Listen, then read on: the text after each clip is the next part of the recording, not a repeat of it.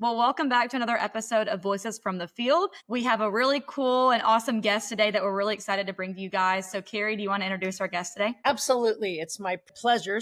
This is Coach Bre, and she is the co-founder of the Elite Competitor. I've already had the pleasure of doing a podcast with her company, and I think you guys are in for an absolute treat. She has changed the game for all athletes and parents and coaches alike, making mental training easy and accessible for middle school and high school, kind of going along with our parent playbook theme for the month, and their families to be able to implement for their teams, their athletes, and even for family skills. She's a 4-time state championship volleyball coach, which is phenomenal. She's a certified mental performance coach with a master's in education. She's developed a really unique, cool mental training program that is empowering athletes to perform with their best confidence and resilience. And that's really what matters most in the game of a life of what we're doing. So I am just super, super excited to introduce you. And I think you guys are all in for a treat. And with that, Miss Bre, Coach Bre, hit us up. Like, tell us who you are, what you do, what your company is. Don't ever feel bad about shamelessly plugging everything you do, because that's what we want to do, is drive people to you. Yeah. Well, I'm really excited to be here. I think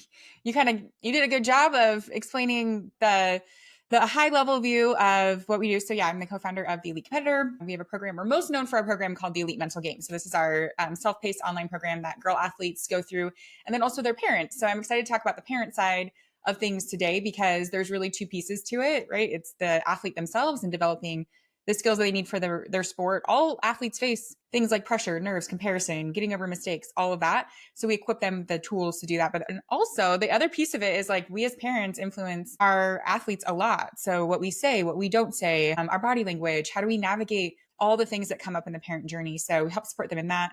I mean, beyond that, I grew up as an athlete. I played college volleyball, and I really lacked the mental side of the game. So that's really where this kind of grew from. I dealt a lot with pressure, comparison, perfectionism, like the things that a lot of girl athletes that we work with deal with today. But I didn't really, no one was really talking about it then. So yeah, when I got in college, I did have some access to some of these skills, and it really clicked for me and made a big difference in my sport. So became a teacher and a coach right away, started realizing that, wow, the teams that I'm coaching also lack these resilient skills and like the skills to face the normal things of what it's like to be an athlete. So developed the program, left teaching a few years ago to run our company full time. That's what we do. I'm also a mom to two. So I've got 2 young kids in sports also. So I'm going through it on that side as well. That's so you are athlete, parent, everything, coach in between. Yeah, you get to experience all of them and use all your best advice with that. I guess my first question for you would be, I feel like with the lessons that I'm giving and the coaching that I've done and being an athlete and a parent just like yourself, that there seems to be a massive hamster wheel that's going on for everybody. And life is just going so, so fast that I would love to hear kind of what you think about the mental side of helping parents learn how to slow down, to let players learn how to slow down and really truly be present in the moment. Like that's my whole goal. And it's been, I guess if we have a theme for my family, is like literally present in the moment right now, because I live off that adage that you have 18 summers with your children, and I'm down to 2. So like I'm wanting to slow everything down. Like I relish when she messes up and she feels like I just want to be present. And so any kind of hints or like anything you can give us on that, to me, would be so cool to share with our audience. Yeah. Well, one of the first things that we do in our program, I will say, when parents come in, a lot of times it's the immediate, like, what do I say when she's beating herself up? What do I say when she's nervous? And so there's a very real need for like skills in that moment. But then once we kind of get over like, okay, yeah, here's how you can support before and after games. But let's get to like, why do you have your kid in sports in the first place? Like, why are we doing this? Why are we spending all this time, money, weekends where we could be doing other things, having a second mortgage somewhere else? Like there's so many sacrifices we make to put our kids in sports. So like, why do we do that? And so one of the foundational things we do is get back to like, what's your purpose for your kids in sports, and what's your intention as a sports parent? And we literally have them write out, like, as a sports parent, this is what I want. And we have moms put that in the portal and we coach them on it. And the things that I'm seeing pop up in there are just what you're saying. Like, I am a present, supportive parent. I let my kid have their own journey, like all of this. So I think that the first thing is just getting intentional with what you said. Like you're saying it right now. I want to be present. I want to enjoy. And I think where we get off track a little bit is we look around, we see what other people are doing. We see like, oh, they're in this camp or this clinic or this showcase and or this team, or we've got to make sure that we like keep up with that, or I don't want my kid to be behind. And I don't know, there's some ego that comes into it too, especially if you played your kid's sport. I'm running into that right now too. Like I said, my kids are young, but I'm just starting to experience some of this, there's some expectations, I guess, that I had that they should be good at the same sport that I was. And so I think that's where we tend to get off track. So I think the first key is like, what is your intention as a sports parent? And like, I have parents like print it out, put it on their refrigerator, like so that you see it, like what's the purpose? Why are we doing this? And then recognize when you are like getting pulled in opposite directions and things are competing for your attention. That's where I would start. I just wanted to take a quick break in the episode to give a shout out to Chris Caldwell and the 27 Fast Pitch Foundation. This foundation is aiming to give the athletes that may not have the ability to play softball at the competitive level due to financial reasons, the ability to do so. So the 27 Fast Pitch Foundation was just launched early this year, and it is just a great initiative that extra inning softball supports, and we really want to give everyone the opportunity to play the game regardless of the family's financial situation. So this foundation is amazing. Chris Caldwell is amazing. If you have any questions or if you want to donate or give any help at all, you can email Chris at Chris, KRIS, at 27fastpitchfoundation.com. So go check them out on Facebook and make sure to send Chris an email if there's any way you can donate or help the cause. Now back to the episode.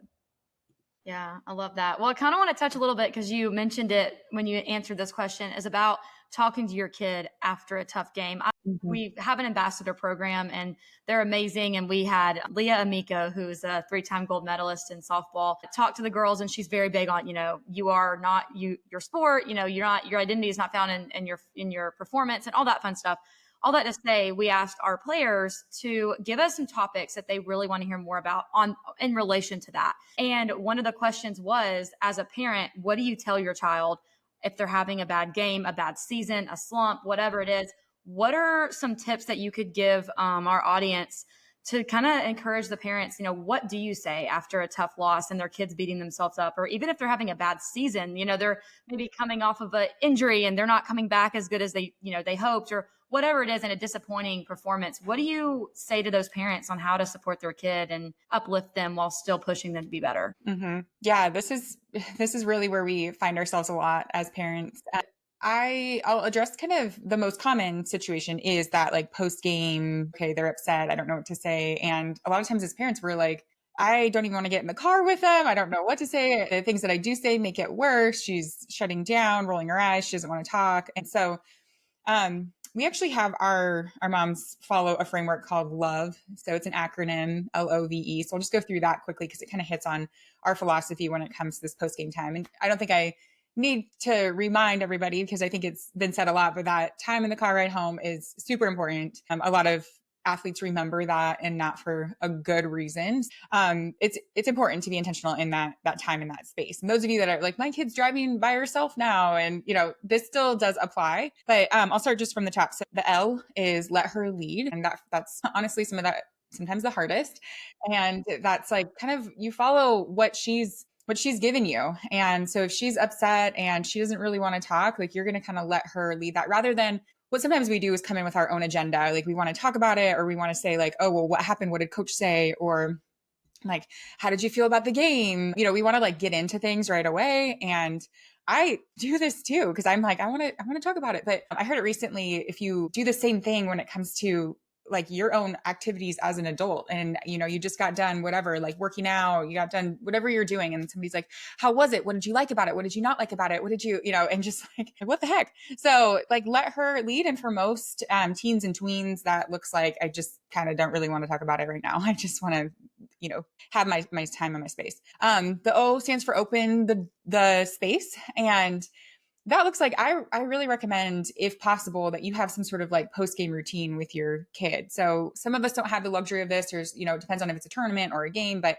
some sort of like routine that you're doing. And that could just literally be a car ride, or it could be like, hey, we're going to Starbucks, like win or lose, we're going to go get something to eat. And it's, as you probably have heard, like where do you want to eat? And that's kind of the first question. And this just allows your kid to know subconsciously that like, no matter how I performed or how I played, or if we won or lost, like the routine stays the same. So it's not conditional. Like my love, my parents' love and what they do isn't conditional to my performance. So opening the space though, just also allows for like just some routine. It's not like, okay, this has to be a big deal. It's like, okay, we're just going to go and do our thing. V stands for validate. So if she is talking or she's like, and I say she, parents are listening that have like multiple, I always get this question, what about boys? Like, yeah, this applies to boys too. If she's expressing to you that she's upset, she's disappointed, or she's beating herself up, the validate is huge. And if you're in the parenting space, you hear this a lot. And sometimes it swings in the opposite direction of like too much. There's a lot of power in just recognizing what your kid is saying and saying something like that sounds hard, or I believe you. And just because we don't like to see them upset, we don't want to see them negative. And so as parents and especially moms, we're like, let's focus on the positives, or like, don't talk like that, because we're afraid that it's going to like perpetuate and like keep going. But research shows us, and we actually lean on Dr. Becky Kennedy's research around confidence, and confidence at its core is self-trust. And so if our kids are trusting themselves, that means they're trusting themselves and how they're feeling, their experience. And so when they come to us and they're like, I'm frustrated, I feel like I let the team down, like I don't know what's going on, I feel like I suck. And it's hard for us to hear as parents, but that's real and that's true for them. And we need to like support their confidence in that like, yeah, that is true. You really know how you feel. Now, I love the phrase, because if she is kind of going off like, okay, you're getting ridiculous in what you're saying about yourself. I love the phrase, you and I both know that's not true. So if she's saying like, I'm the worst one on the team, I'm going to get kicked off, I'm terrible. And, just saying like, you and I both know that's not true, but it would be really hard to feel that way. And so just allowing the space, but not letting her like run away with it. Or if it's like, I just feel like I had the worst game, and just saying like, I believe you that like that experience is true for you. So that validate is huge. And then the E is encourage inward. And this is where you can start to ask some of those like open-ended questions. Do you want me to listen so you can vent, or do you want me to help you come up with some solutions around this? Then we have kind of a list. We actually have like 25 key phrases that you can say, and I'll point the audience in the right direction for that at the end. But, questions that help her reflect, because a lot of times athletes are like looking to you for a validation and like, well, how do you think I did? And what, all of that, and having her reflect back on like, okay, well, what did go well? What am I going to focus on for next time? How did I help somebody else? Kind of getting the attention off of her. Like, how was I as a teammate? How was I coachable? Or was I not? So some of those questions that like help reflect inward. And in our program, athletes have a post-competition routine they go through that helps kind of de-link their performance from their self-worth in that moment. So that's the framework that we follow. Hopefully there's some nuggets in there that people can lean on. I love that. Something that just keeps coming back in a lot of the podcasts that we're doing, and being an older mother and doing it the second time around, all those different things. And another gentleman mentioned in one of the podcasts is that when they did some research study, and I'm not going to be able to name who they were from, I'm terrible at stuff like that. I've only got so many brain cells left.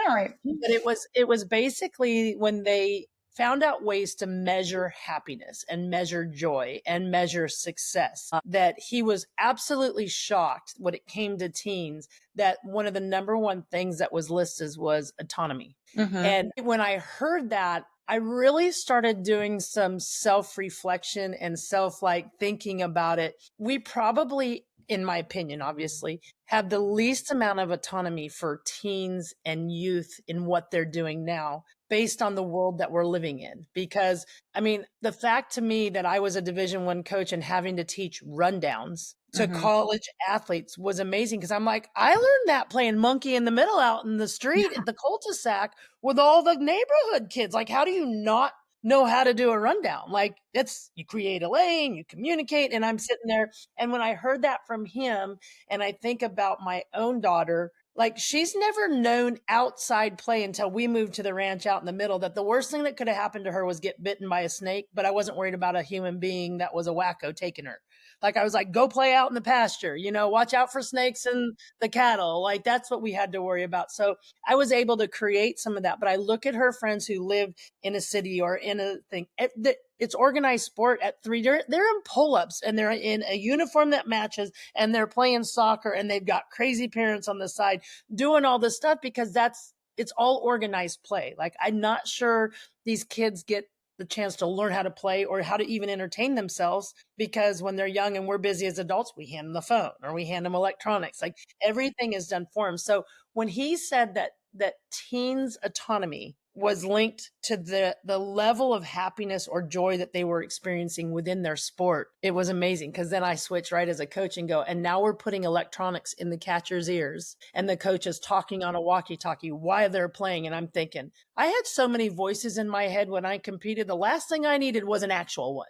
Like, so I would love to hear your thought process in helping parents realize that creating autonomy for their kids is really the biggest gift I think we can give our children. And finding out how to do that in creating an elite competitor is huge, but really for life. Yeah, for sure. Because when eventually their sport's going to be gone, and then they're like, well, now what? Like, no one's here telling me everything to do. And I mean, ex-college athletes struggle with that regardless. So this is even more on like another level, because it's like your thoughts. So a couple of things though popped into my head, because inside our program, we do, on the athlete side, we have them actually reflect on what they need for support from their parent before games, during games, just like day to day. And it is interesting because it's connecting to what you're saying. The most common thing that pops up is like, I don't want them telling me a bunch of things before I play, because it like overwhelms me. And then afterwards, I don't want them to like coach me and critique me and like keep telling me like more information. So that's the first thing that it kind of made me think of. So autonomy in the sense that like they get to decide when they have the conversation or if they want to talk to their parents about it, which is hard because as parents, we're like, well, we deserve to be able to like talk. But I mean, honestly, it is up to them if they want to share. And a lot of times pushing actually pushes them more away from their sport. But the other thing where this comes up a lot is I get the question a lot from parents that's like, my daughter's not putting in the extra work outside of her training. So she'll go to practice, but she's not doing extra reps. She's not staying as motivated in the off season. How do I get her to like want to do it more and do the extra things that she's supposed to do? And that's where it's difficult, because my answer for parents is, you got to let her fail a little bit, and she has to be in control of it. And it probably won't be what you would think. Like for us, I'm like, okay, yeah, you need to be doing like extra reps. Maybe your coach is even telling you that. So let's schedule it in. Let's do like, 2 days a week. We're going to go do some ball control for 20 minutes. And let's do like, that's how I would think. But like for my daughter, me telling her to do that is going to make it less likely for her to actually do it. So sitting down and having that conversation, like, it's like a side door thing where they're like coming up with the plan and, you need to like be doing some extra stuff, or do they? I don't know. Maybe assume that they do, I guess. And how do you want this to look? How many days a week do you want to be doing it? What kind of activities do you want to do?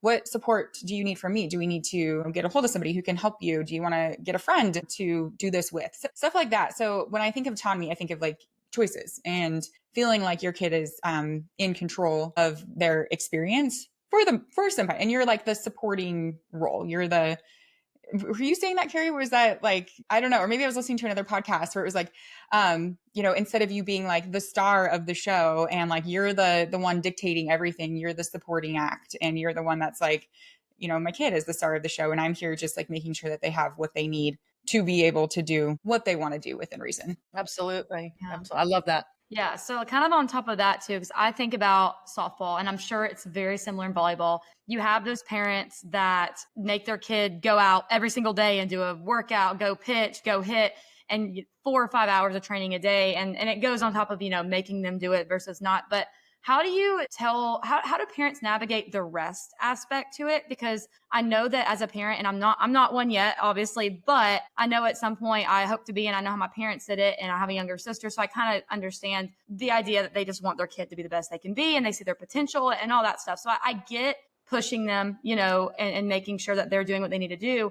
But how do they navigate that rest aspect to it, of making sure that they're not overtraining their kid, or even if their kid is wanting to train more, pulling them back and being like, hey, you need to take some time to rest. Like, how would you navigate that rest aspect into being a parent and making sure that they're getting that rest? Because they are teenagers. They don't understand, you need sleep, you need to eat, they don't get all that stuff. And as a parent, you do. So how would you navigate that rest aspect? Yeah. And I feel like, Carrie, you have a ton to add to this because you've been through it already. But that's where, like, yeah, we just talked about having, making sure kids have autonomy. But this is an area where, like, you gotta be the general contractor of the situation, and you've got to make some calls that they might not be happy with. And that includes rest. So I think, Carrie, we talked about it on our podcast, and I agree, like at least 3 to 4 weeks. And we're talking like like if your kid is in high school or, younger, but at least 3 to 4 weeks where they're not doing their sport, they are taking vacations, they are like resting. And so that's like over the course of the year, which I think is actually on the low end, but also within your week, like how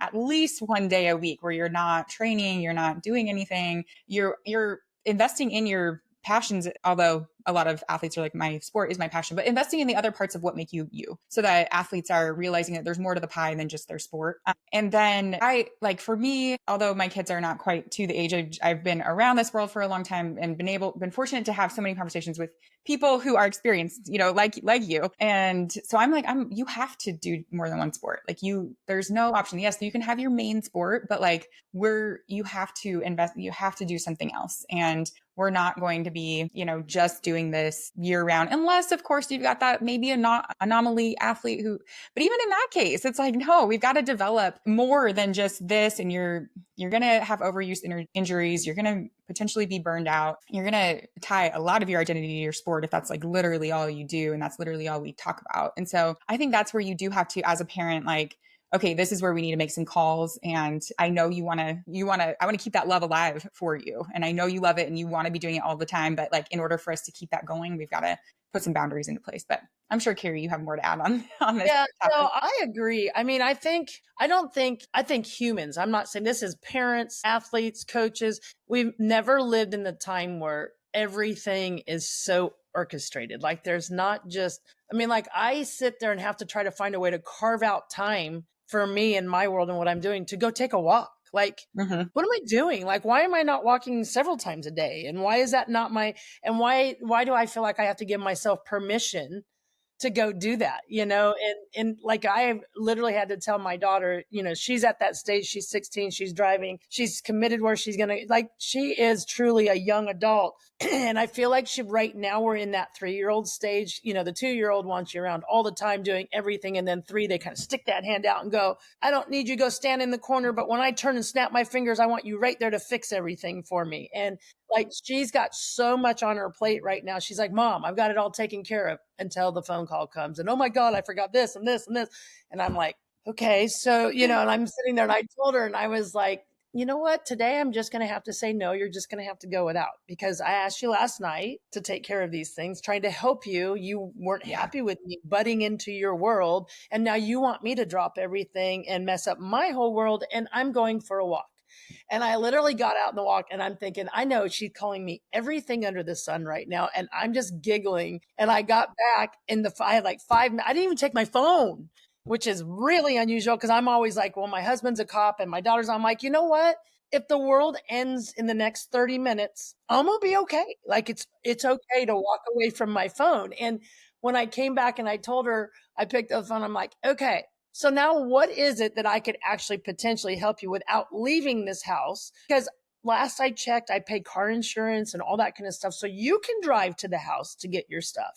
And she was like, I'm really sorry. I came at you the wrong way. I'm like, that's okay, because you forced me to go take rest because I wanted to pinch your little head off. And I realized I just needed to walk. I was denying myself that rest and relaxation from it. So we laugh about it. And I say all of this to say I'm horrible as a parent at it in demanding her to rest, because I'm watching what she's done in the last 2 weeks. And I go into the kitchen and I make dinner for her to get that protein in her, all the things we study to do. And I come out and my child is passed out on the couch at 7:00 at night as a 16-year-old. And I'm like, I looked at my husband, I said, do you think we might be doing just a little too much right now? He was like, are you going to wake her up? I'm like, I don't know. Like, what's more important, rest or protein? And she kind of like opened up her eyes and I was like, open your mouth. I'm going to jam the protein in your mouth, go lay in the bed and sleep for the next 12 hours. Yeah. So I think the myth for me, and this is where I come back to you, is you can't make up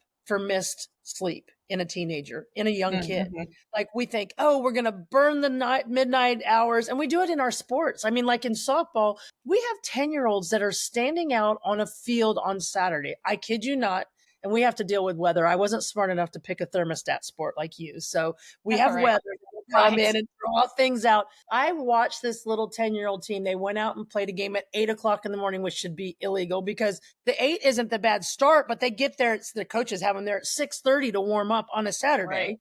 Right. Their first day off of the week.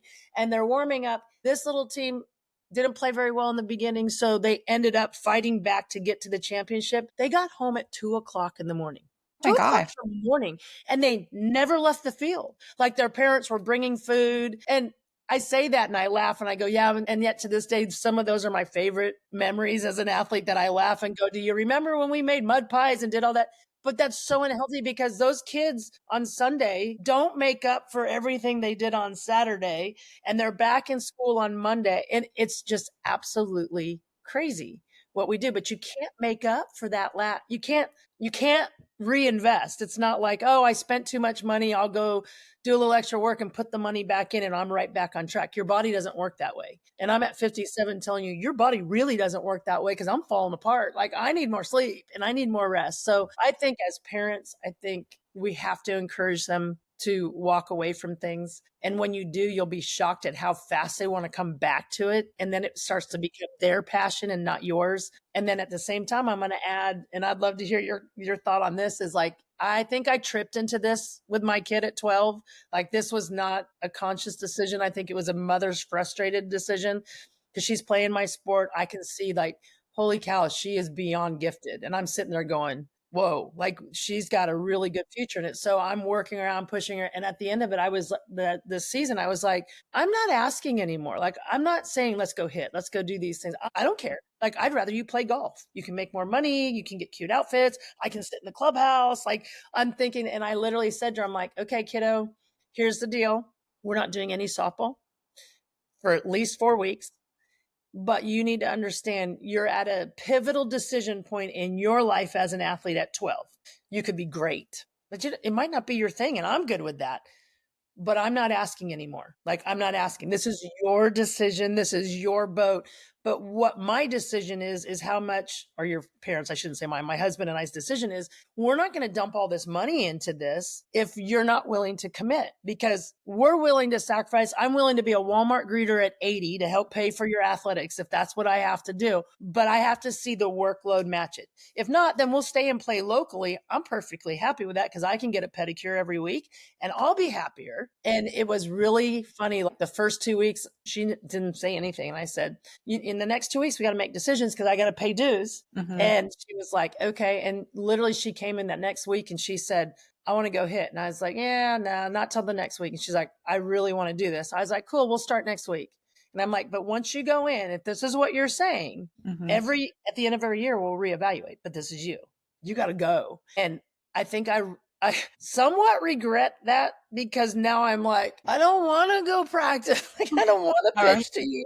I don't want to do all those things. It became her thing. Mm-hmm. And that's, I think the thing that I listened to her say to Katie in an interview one time was, Katie says, well, what do you do like when you start to feel burnout? And she's like, how do you get burnout at something you love? Like, that's not even possible. Like, do I get frustrated? Yes. Do I need to have a day off? Yes. But burnout, there's no way. And I have to think that I tripped into that for her. I call that like when I literally gave Jesus the wheel and said, this is yours because I'm just screwing it up. Like you do it. And his words came out, not mine. And I think that was probably the best decision within the rest, within the choosing, within all the things that you guys are talking about right now. Mm-hmm. Yeah. Yeah, that's true. A lot of that is like the releasing of the pressure of parents to feel like you have to control it. And that comes back to the autonomy thing too. I was talking to another parent who was like, growing up, I would never force, the 6 a.m. workouts, but I will be the driver. And this parent was like, this is how I knew if your shoes were outside your door in the morning, then I will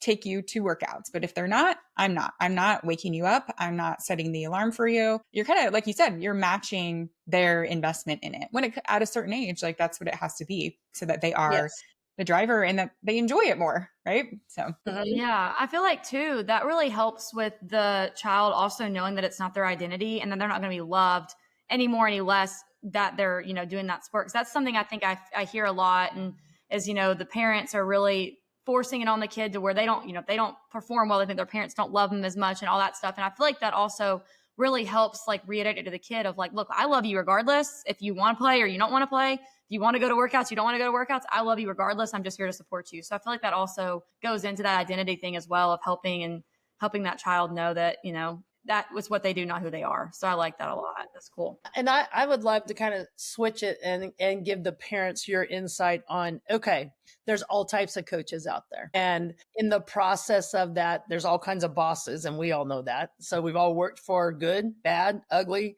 all those kind of stuff. How do you help, or what is your advice, or how does your program help the parent help them advocate for their child, but to give that power to their children to talk to the coaches about difficult situations without it just being, obviously I can sit here and say, parents, just shut your pie hole and don't complain about the coach, no matter what you think, like right after a game, you can talk to the two of them, but don't let your kid hear it in shot, because that just becomes the ball that starts things. And, you know, the adage of like, don't make a mountain out of a molehill. Like, just because the coach made a stupid decision, or you perceive it as a stupid decision in that moment, like sleep on it. If it's still bothering you in the morning, okay, let's talk about it. But, you know, I had a young woman who at every lesson, it was just complain about their coach. Same thing with the parent. Parent didn't so much complain, but allowed it. Yeah. And I finally turned around and I said, I see you in my lessons, and everything you're telling me, if this is what you do on the field, you wouldn't even be on my team. Right. And she's kind of like looked at me, and I looked at the parent and I said, and this comes from you. She's 12 years old. You got to zip that pie hole. Mm-hmm. And he just kind of looked at me and I said, now, if you really feel, now I've heard a lot of things, if the coach was really saying some of those things, I said, now I don't even know your coach, so I'm not defending them, right? But you need to have a conversation with that coach so that you have some answers. And she was like, well, yeah, my dad said, no, your dad ain't talking. You're 12 years old. It's you. You need to talk to your coach. Now, at 12, I said, I don't expect you to be able to handle it, because I guarantee you're going to go up and you're going to cry. That's the first thing that's going to happen to you. You're a girl. You're going to cry because you're talking to an adult. But I want your dad behind you so that he can say, why don't you tell her what you told me, X, Y, and Z, so that they can hear it. I said, and then I want you as the dad to just listen to what the coach is saying so that you can help your 12-year-old process that. It's not to sit there and defend. It's not to say you're wrong or any of those kind of things. And literally her lessons changed with me a little bit. And I kept saying, well, no, I haven't done it yet. I'm like, okay, let's work. Have you talked? No. And then literally one day she came running and she's like, I talked to my coach. And I was like, awesome. How'd it go? She goes, I cried right away. I said, I knew that was going to happen. I knew that was going to happen. And she said, and then I started crying because my dad started talking, and I just turned around and said, nope. You're just supposed to listen for me. Coach Carey said I'm supposed to talk to her. And she says, and it happened. And then they talked. And then literally she said, I didn't agree with everything that she said, but I said, okay, I can fix those things. Can you help me with these things? And I was like, good. And I said, now finish out the season, do everything that she said. And then at the end of the season, might be time to reevaluate where you're at. And there's nothing wrong with that. I'm like, because I'm not for everybody and you're not going to be for everybody. Like, you've got to find the right matching process. And I said, that's the first hard conversation you've had, and you're going to have a plethora of them. And I'm like, wait till you have to have that conversation with your husband. Like, it's at a whole nother level, because you don't get to leave. Like, you're stuck. Right. You're stuck. It's not like you get to, at the end of the year, go, you know what? I'm going to turn you back in. And I said, I've been married for 30 years. And at least 5 years, I'm like, is there a refund policy here? Can I refund him and get something new? So I think I'd love to hear your advice for parents on how to be that advocate for their child within that autonomy, dealing with what they would consider the difficult coach. Yeah. I mean, there's a lot of nuance to coaches and things like that. So I'll start kind of broad in that as a parent, we need to also realize that coaches are human, and there's going to be things that they say or do that are just, they didn't intend it that way, or we don't see the full picture because we're not there. We're hearing it through our kids. And like, I think just realizing like, okay, what's the most generous interpretation? Obviously within reason. So I'm not talking about like abusive coaching or anything like that. But sometimes we hear things from our kids and we have to be like, okay, well, this is that perspective. There's also the coach's perspective. And then there's a third perspective that is probably most true. And so I think just coming at it from that and stepping back, because what you said is so important, that like, if we just continue down this road of complaining, and it becomes like a fixation, and it's fun to do, and it like feeds this like need, I don't know, in us. And then it teaches your kid to like be the victim of all the situations that they're in. So, asking questions on like, okay, well, yeah, tell me more about this. Like what is let's get a clear picture of it, and what's the most generous interpretation. And then I always tell players, like, if it's bothering you and you don't have clarity on like what the decision was, what your role is. The coach said something and you're like, what in the heck? Like, and it's really eating at you for multiple days, then you need to have a conversation. And that's really hard, like you said, and it's very age dependent. I love that you said like parents there, but they're kind of like there as a support. But we teach our kids in our program a 5-step framework on like how to talk to your coach. So the first step is getting clear on like what is the issue, kind of processing their own emotions about it. Like, is this something I need to talk to my coach about, or can I like let it go and move on and realize that like, there's I'm not making a mountain out of a molehill type of thing. And if you're like, no, this is bothering me. Okay. Then get into like, all right, what are the main things? Like maybe it's just one thing. What is the main thing that it is that you want to talk to them about? And then we have them draft their questions, role play with your parent. And then we give them sentence starters on like, the story I'm telling myself is, which is a great life skill when it comes to, your parent, really, your relationship with your partner. It's like, you did this. The story I'm telling myself is that you don't care enough to like, I don't know, put your dish in the sink and whatever. Okay. And then, just the story I'm telling myself is great. Yeah. Or can you help me understand? This happened. This is how I'm interpreting it. Can you help me understand what you meant by what you said? Or a lot of times it's about role clarity because they don't know why they're not playing. They don't know why they got pulled out. They don't know why all this. And the coach maybe hasn't done a great job of communicating what their role is. Can you help me understand my role on the team? So empower them with sentences like that, because no kid knows how to have a conversation with their adult like right away. Like that's part of our job as parents to teach them like advocacy skills in this. And so, yeah. And then, they have the actual conversation, role play with you a little bit, and then you got to get to work on what they said, or, that's just what, and I tell the athletes, like, you're not always going to like what you hear, like you said, with your athlete, like you might not always agree with it, but at least they're building that muscle of like having a conversation and sticking up for themselves and advocating for themselves. And yeah, that's a huge life skill. Yeah, that's a lot to say, but it's there. I know it's nuanced because we say all of that, and then parents are like, but this situation's different. And I'm like, but Speaking of coaches and parents and the influence they have in players' lives, I wanted to make sure that you guys know that our coach nominations for 10 and 12U will open May 1st. So it's coming up quick. I feel like it's been far off for a while, and now I know that it's finally here, and I'm so excited to be able to have the opportunity to give you guys a platform to tell us about your coach. Talk about what they do that influences you and just brings passion for the game and all the things. So make sure that if you are a 10U or 12U parent or player, make sure you go over to extrainingsoftball.com and you'll be able to nominate your coach starting May 1st. So this will be a great way to honor your coaches, to celebrate your coaches and the impact they've had on your life. And we just feel so lucky to be able to highlight them in the best way we can. So make sure to go to our website, extrainingsoftball.com on May 1st to go nominate your coach. I know it's always, I had a situation with a coach actually this week. One of the coaches of my kids, he was just really young. Like it's one of my little kids, and the coach is like 18 years old. And, she did something that I was like, this is not like developmentally appropriate, like sat my kid out for not like this is gymnastics, like not being afraid to do a skill. And I was like, oh gosh, you don't sit a kid out for 20 minutes because they're afraid to do a skill. And I was mad. I was like, this is not good. Like, this is his first experience in like this type of gymnastics setting. And like, now you're like really ruining his love for this. He doesn't want to come back. Like, I was super mad about it. But then I had to step back and I'm like, she's 18 years old. She doesn't know, like, she's not a parent. She's probably not been coaching very long. And so put in there because she didn't know what to do. Yeah. She was frustrated because she was like, he's not doing it. And I'm like, because he's scared of jumping off of a bar. So anyways, I was like, I had to use my own advice. And I'm like, okay, gotta zoom out here. Like, she just needs some education around this. Like, I can advocate for my kid. I mean, at that age, like I'm the one. Right. Yeah. I'm like, here you go, coach. Yeah. But I had to really, because our first instinct, it just reminded me, I mean, this was very small, but there are big things that happen that feel really big in high school athletics. And I know as parents, our first instinct is like, my kid's getting wronged right now. And I'm going to be full on mama bear and I'm going to make this right. And so I had to be like, okay, like let's come see what is actually going on. Like, let's provide the education, the perspective here. So yeah. Anyway, absolutely.